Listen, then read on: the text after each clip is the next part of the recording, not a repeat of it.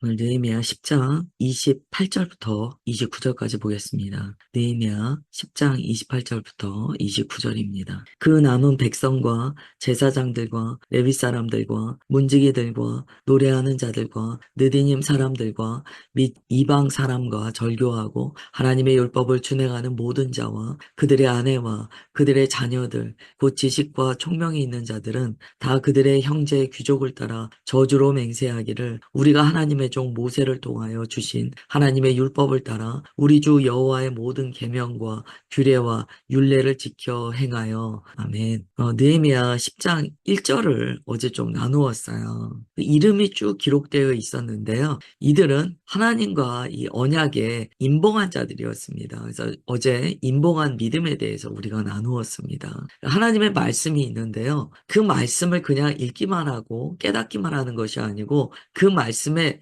자기 자신이 인봉하는 거예요. 그러니까 서약하는 거죠, 일종의. 하나님, 제가 이 말씀 지키겠습니다. 라고 주님께 고백하는 거예요. 바로 그 인봉한 믿음은 주님의 말씀에 대해서 자신이 순종하기로 결단한 믿음이 됩니다. 그래서 이것이 신앙 안에서 책임지는 그리스도인의 모습이다. 그렇게 어제 나눴어요. 이제 어제 그 이야기를 나누고 계속 이제 이야기가 전개가 됩니다. 어제 인봉한 사람들은 먼저는 지도자들이었어요. 그러나 그렇게 한다고 해서 다 되는 게 아니죠. 지도자들만 주님 앞에 인봉한 믿음으로 나아가진 않잖아요. 하나님의 백성들 모두가 주님 앞에 인봉한 믿음으로 서야 합니다. 그래서 28절부터 29절에는요, 어떻게 공동체 전체가 말씀 앞에 참여하는 신앙으로 서 있는가에 대해서 얘기해요. 28절에 보시면 그 남은 백성과 제사장들과 레위 사람들, 문지기들과 노래하는 자들, 느디님 사람들과 이방 사람과 절교하고 하나님의 율법을 준행하는 모든 자, 그리고 그들의 아내와 자녀들, 곧 지식과 총명이 있는 자들 이렇게 계속 나열이 됩니다. 결국 하나님 앞에 인봉한 믿음으로 나아가는 자들이요 확장이 됐다는 거예요.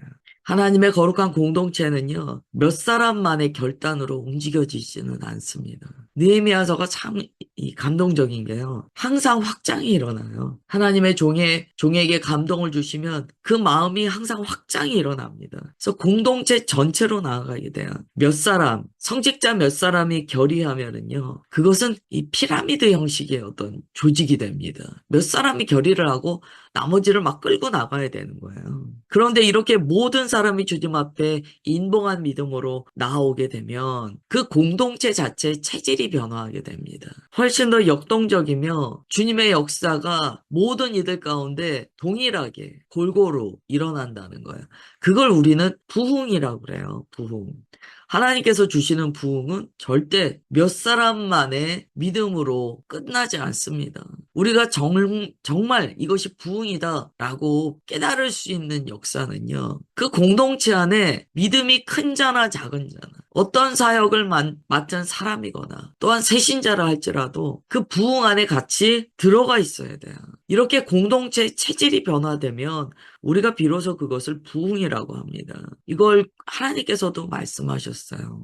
어떤 말씀이 있을까요? 어린이나 청년이나 노인이나 종이나 남종이나 여종이나 다 하나님의 거룩한 영의 충만을 경험한다고 분명히 말씀하시거든요. 그러면 그 말씀의 특징을 보십시오. 결국에는 누구나 주님 앞에 충만하다라고 말씀하시는 거예요. 그걸 우리는 부흥이라고 그래요. 마지막 때에 일어날 부흥은요. 바로 그런 부흥입니다. 어떤 계층을 따지지 않고 사역의 자리를 따지지 않고 일어나는 부흥이에요.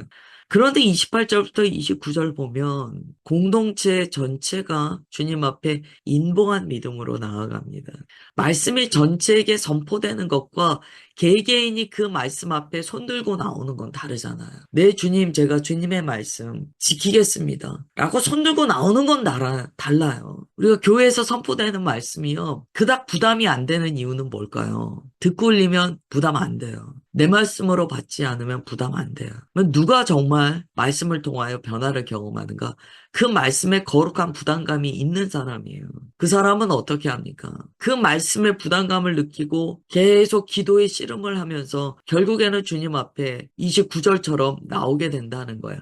인보한 믿음으로 나오게 된다는 거예요. 모세를 통하여 주신 하나님의 율법을 따라 우리 주 여호와의 모든 계명과 규례와 율례를 지켜 행하여라고 말하며 나오게 된다는 거예요. 신앙은 감정으로는 절대 오래가지 못합니다. 감정으로 하는 신앙생활은요, 정말 몇 시간짜리예요. 그러다 보니까 어떤 뜨거운 집회를 참석해도요, 몇 시간짜리로 끝나는 경우가 많습니다. 그걸 더 뜨거운 자극을 주는 집회를 찾아가 다니겠다고 쫓아다니는 것은요, 신앙 안에서의 도파민 중독이에요. 이거는 마치 쾌락을 쫓아다니는 것과 같아요. 정말 믿음의 견실함은요, 느헤미야서에 나타난 이 언약의 신실함을 따라 주님 앞에 내 제가 이 말씀을 지켜 행하겠나이다 라고 인봉의 믿음으로 나아가는 경우입니다. 그럴 때 정말 그 신앙이 견실하게 돼요. 근데 이 말씀에서 조금 주목할 게 있는데요.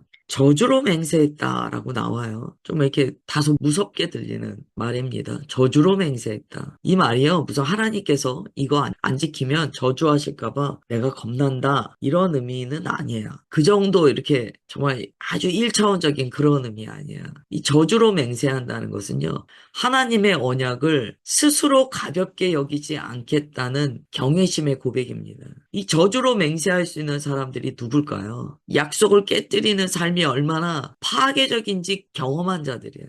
하나님의 약속을 저버리고 자기 마음대로 살아봤더니 정말 우리의 삶이 다 파괴되는구나 라는 걸 경험한 자들이에요. 그런 사람들에게 저주로 맹세한다라는 이 구절은요. 훨씬 더 실질적인 믿음의 깊이를 가지는 말입니다. 아는 거예요. 하나님을 떠난 삶의 그 처절함을 경험했기 때문에 아는 거예요. 그래서 저주로 맹세하는 거예요. 스스로에게 이야기하는 거예요. 내가 이렇게 주님의 말씀을 벗어난 삶을 통하여 고통을 경험했는데 또 주님의 말씀을 지키지 않는다면 그건 저주다. 자기 스스로 맹세하는 거예요. 그래서 회개는요. 이 저주로 맹세한다는 것과 일맥상통합니다. 우리가 진짜 회개하면 어떻게 됩니까? 저주로 맹세하다라는 이 의미가 내 마음에 새겨져요. 하나님의 말씀을 거역하며 내 맘대로 살아봤더니 삶이 고통 그 자체더라는 거예요. 그래서 회개합니다. 주님 앞에. 또한 하나님의 말씀에 어긋난 삶을 사니까 그 마음의 고통이 지옥이더라는 거예요. 그래서 회개할 때 어떻게 합니까? 주님, 제가 제 스스로에게 결단하며 주님 앞에 회개합니다. 이게 저주로 맹세하다라는 그 의미입니다. 그러니까 어떤 사람이 저주로 맹세하는 이 의미를 가진 회개를 하잖아요. 그러면 다시는 그 길로 가지 않겠다라는 방향 전환이 확실합니다. 그리고 자신이 그 길로 가지 않기 위하여 치르는 대가 지불이요. 확실합니다. 자기 마음 편안하자고 주님 떠나지 않아요. 죄의 습관을 끊어내고 하나님의 말씀을 무겁게 받아 그 거룩의 무게를 견디며 주님의 말씀에 순종하는 삶을 살아냅니다. 또 29절에 보면 율법을 모세를 통하여 주신 하나님의 율법 이렇게 표현합니다. 이 참 중요한 말씀이에요. 우리가 교회에서 말씀을 나눕니다. 그런데 이렇게 생각하는 경우가 있어요. 목사님께서 이렇게 말씀하셨어. 그게 아니잖아요. 목사를 통해 주신 하나님의 말씀이에요.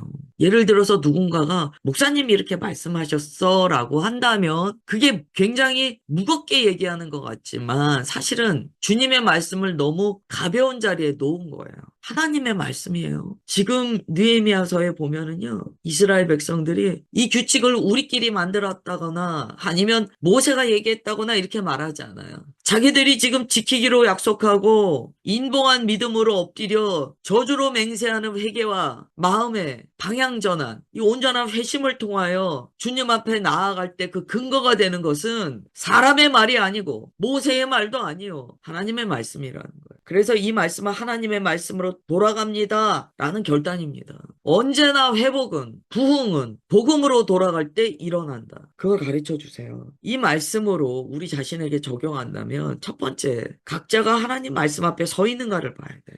우리 그 찬양 있잖아요. 말씀 앞에서라는 찬양 부잖아요. 거기 보면 하나님 말씀에 두려워 떠는 자, 그 말씀에 생명을 거는 자, 주님께서 그 한 사람 찾으신다는 거예요. 하나님 말씀에 두려워 떨고 생명을 건다는 게 무슨 의미입니까?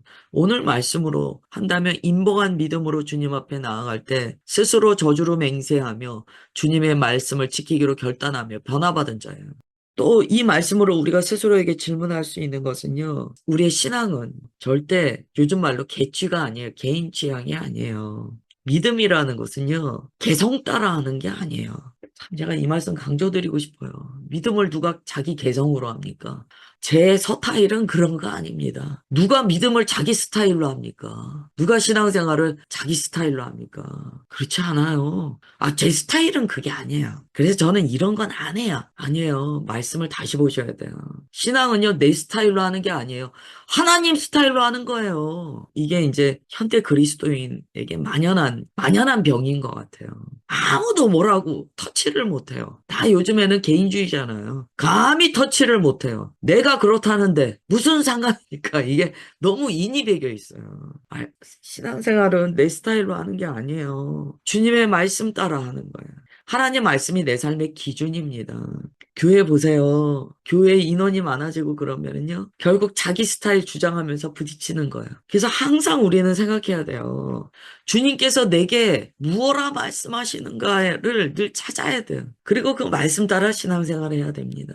구원을 자기 스타일로 받는 거 아니에요. 지금 느헤미야에 나타나는 이스라엘 백성의 인봉한 믿음은요. 하나님의 말씀 앞에 서서 두렵고 떨림으로 그 말씀을 제가 지키겠나이다. 인봉하는 믿음으로 나아가고 내 생각이 아니라 내 취향이 아니라 내 스타일이 아니라 하나님의 말씀을 내 삶의 기준으로 삼겠습니다. 라고 고백하고 회개하는 거예요. 느헤미야 공동체에게 부어진 회복의 근본에는요, 바로 말씀이 있었습니다. 그리고 말씀이 존재하는데, 말씀이 그냥 존재하기만 하는 게 아니고, 백성들이 그 말씀을 지키기로 인봉했다는 거예요. 서약했다는 거예요. 여러분, 이 인봉돼 있다. 말씀이 인봉돼 있다는 게 무슨 뜻일까요? 이 요한계시록 가면 나오잖아요.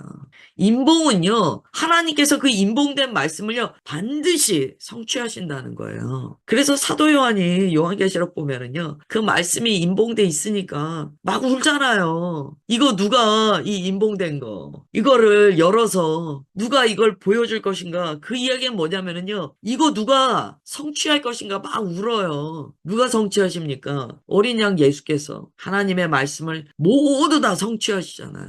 그게 다시 오시는 예수님께서 끝까지 이루실 일입니다. 요한계시록에서 사도 요한이 그 인봉한 말씀을 보고 안타까워하는 모습은 왜 나타납니까? 그 말씀의 성취에 대해서 자기 자신도 인봉한 믿음으로 엎드려 있기 때문이에요. 하나님의 백성들이 막 우는 거예요. 막 고통스러워하는 거예요. 왜 고통스러워합니까? 하나님의 말씀이 다 아직 이루어지지 않은 것에 대한 애통함이 있다는 거예요. 마지막에 부흥을 경험하는 사람은 누굽니까? 하나님의 말씀 앞에 우는 자예요. 인봉된 그 말씀이 온전히 성취되기까지 간절히 울며 기도하는 자예요. 그래서 오늘 말씀이 매우 사실은 묵상하다 보면 굉장히 깊습니다. 훨씬 더 깊은 지경까지 들어가는 말씀이에요.